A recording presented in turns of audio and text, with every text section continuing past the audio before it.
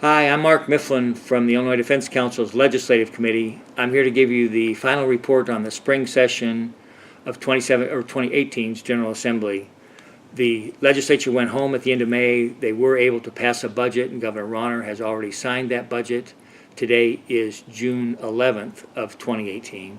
So the budget has been taken care of, which was a major thing, and the legislature went home to campaign. The big focus now will be on the campaigns until the November election. The session will resume in the middle of November and at the end of November for any vetoes that need to be reconsidered or considered by the legislature. So right now there's really a lull in legislative activity. I want to give you a little review of some of the bills of interest that we've been following for the IDC over the spring session. I have to tell you it's been a relatively calm session, and I think probably because no controversial activity was undertaken that might have been used for or against one side or the other in the election. So it's been kind of quiet. The bills that I will go over with you have been sent to the governor, but I don't think there's any real controversy about them. The first one I wanted to bring your attention is House Bill 4242. It deals with severance agreements by local governments with employees that have been found liable for sexual harassment or sexual discrimination. The bill, which has been sent to the governor, provides that those agreements cannot be or are not to be confidential, but there's also a provision in there that says, but that confidentiality in the law does not override any confidentiality provision in the severance agreement, which would be the settlement agreement in our case. So be aware that you need to carefully word settlement agreements with local governments where sexual discrimination has been involved in order to maintain the confidentiality of those bills. Again, that's House Bill 4242. House Bill 4848 is real quick and simple. It provides that homeless veterans can get free copies of their health care records, one free copy of the health care records from the health care provider. House Bill 4911 adds ambulatory surgical centers to the Healthcare Lien Act.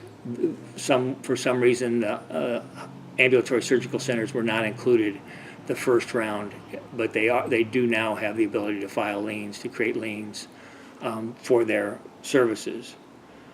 Probably the most interesting bill and the one with the most potential for us is Senate Bill 2432.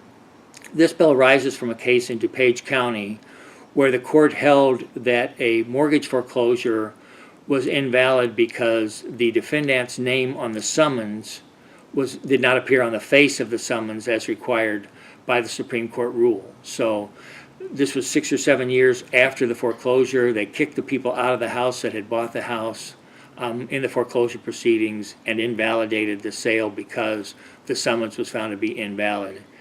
The facts were extreme and unfortunate, so the legislature did pass this bill to attempt to avoid this in the future. The bill provides that jurisdiction of the court is not affected by technical errors in the summons, and that's by amending Section 2-201, which applies to all summons, all civil summons under the Code of Civil Procedure. So that could have an impact on all summons. Again, it says they're not affected by technical errors, so beware of that.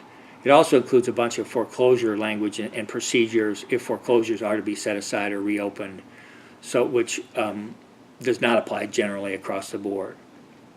I have a comment for you, too, that this may be an unconstitutional bill. The Supreme Court rules governed the summons before. Now, this is an effort by the legislature to pass the law, pass a statute to say that this is how you're going to treat summons. So there may be a separation of powers issue with that.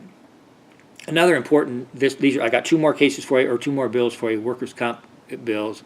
The first one is Senate Bill 904. This deals with payment to doctors. The bill provides that if the doctors submit an explanation of benefits with all of the required information to the insurance company or the employer in the comp case, and they don't get paid promptly, then they can go to circuit court, to collect their debt. Which there are objections to this by employers and insurance companies because of the jumping to circuit court rather than handling this matter in the Workers' Compensation Commission, and obviously it could increase the cost tremendously. But be aware that if the insurance company or the employer does not pay the medical bills after it has all of the information, then the doctors may be able to take them to circuit court to collect that debt. The last bill I want to talk about is Senate Bill 1737. It doesn't really involve any substantive work comp law, but it is law that it does provide laws that are provisions that may affect your practice. It involves some non-workers' comp insurance issues like captive insurers, reinsurance collateral, and stock division issues. But in the work comp area, it requires insurance companies to get prior approval of any rates that they are going to apply in work comp cases, prior approval with the Department of Insurance. And it also requires the insurance companies to give notice to employers if they're going to increase their rates by more than 5% when they renew. So there are some handicap or some restrictions on the insurance companies on their rates. The rate part provision of that bill takes effect in February of 2019. So those are the bills that made it through the legislature to the governor, and I expect that the governor will sign most, if not all, of those bills. So that's what we've got. That now the legislature may gear up again and do some more substantive work after the election during the veto session in November or the lame duck session in January before the new legislature is sworn in the middle of January. And then in the middle of January with the new legislature, they'll start all over again to proceed with bills, and I expect there will be some more substantive tort reform or tort issues and work comp issues at that time. There's one other issue that was resolved that we've talked about before. That is the American Law Institute's restatement of the law, Liability Insurance. That was accepted. There were minor changes made. It was accepted by the members, by the body of the American Law Institute. It remains problematic from the defense perspective because it includes such provisions as interpretation of contracts by what the parties intended rather than by the language, and some other controversial issues like that. But it was passed, so beware of that. Beware that there have been criticisms, and they're all online. There are a lot of criticisms of it. If there are efforts to use that restatement against you in cases, you might want to look at some of those criticisms of ALI and specifically of the American Law Institute to demonstrate to the judge that this was really not an objective restatement of the law. It was more of the reporters, they call them, the authors' subjective statements. That's all I've got for now. The bills are all posted on the IDC website under the advocacy section, under legislation.